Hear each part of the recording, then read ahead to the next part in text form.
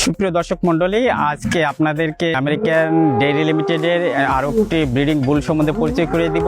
এই বুলটির নাম হচ্ছে নস্টাল, যার আইডি হচ্ছে 50-543। আমাদের এই ভিগুরাস বুলটির দৈহিক ওজন হচ্ছে 985 কেজি এবং এর উচ্চতা হচ্ছে 6 ফিট 2 ইঞ্চি।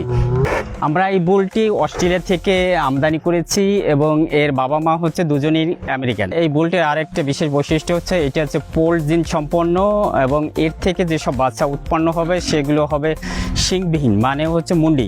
তাছাড়া এই ব্রিডিং বুলটির টিপের মান হচ্ছে 2680 এবং এর থেকে আমরা আশা করছি যেসব বাচ্চা উৎপন্ন হবে সেটা হবে অত্যন্ত চমৎকার বৈশিষ্ট্য সম্পন্ন।